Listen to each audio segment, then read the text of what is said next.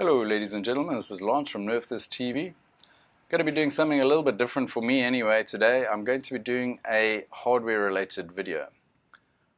What I used to do is I used to have two 32-inch Full HD TVs as my monitors. Unfortunately, the low PPI on the monitors, the pixels per inch, allowed me to see every single pixel. What I've done this time to try and overcome that is I've got two 43-inch 4K TVs. You can see them behind me here.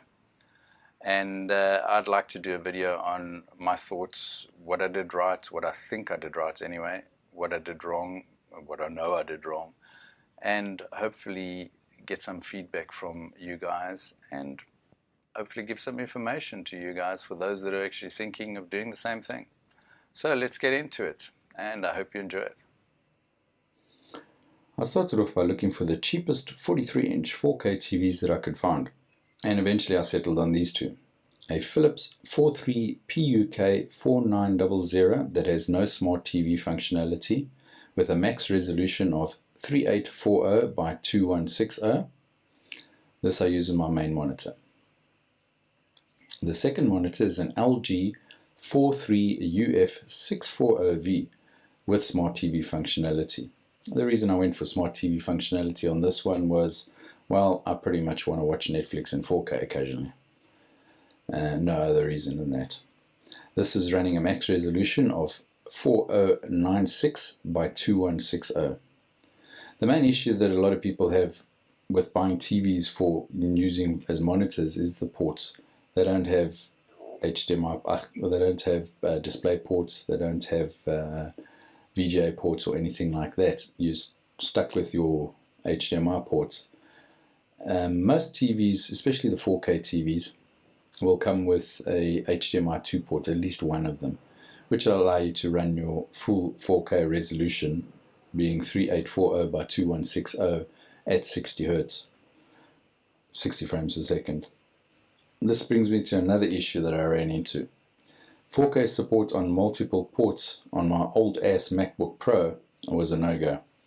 At least not for scaling like I wanted. I found that my Philips ran fine and scaled from 3840 by 2160 all the way down to 1280 by 720. Not that you'd use that resolution, but the scaling was very nice to have. And with the scaling, you obviously get a lot clearer, crisper picture, even at the lower resolutions, which the monitor, the LG running at 4096 by 2160 didn't do. No matter if I plugged it into the same port as the monitor that scaled, didn't want to know my problems. So that was an issue. I think it was that it just doesn't understand the 4096 top resolution and it can't scale it from there. There doesn't seem to be a standard that the PCs or Macs seem to recognize. I might be wrong. Please let me know in the comments if I am. I got it to work fine with running at the maximum resolution of either 4096 or I could only get 4096 210 at 24 Hz, but I could get 3840 by 2160 at 30 Hz, which was good. That's fine for your everyday usage and that type of thing.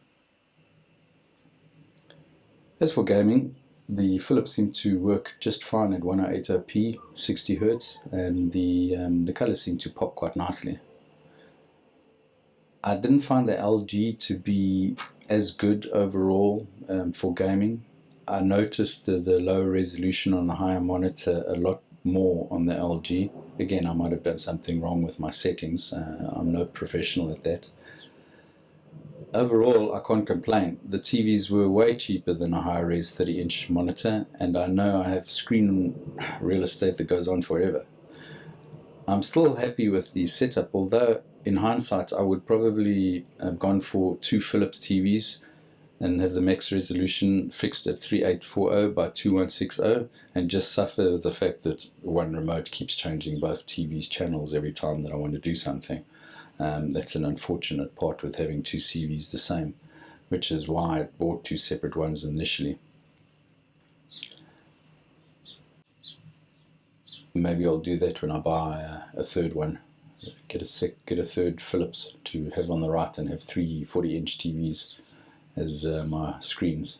I don't know what I'd do with all that real estate, but I think it would look pretty cool. Anyway, overall, yeah, very good idea. I believe that 4K TVs are way cheaper, especially when you buy them on specials like I did. I waited until just after Christmas and went and bought them on all the specials. So I got them at pretty much the same price as my 32 inches were. Yeah, so well worth the money spent. So what is the conclusion? The conclusion is buy cheap. Don't spend the extra €50 on the smart TV functionality that you won't use, because the extra resolution is going to not play well with your Mac, in my case, the Mac.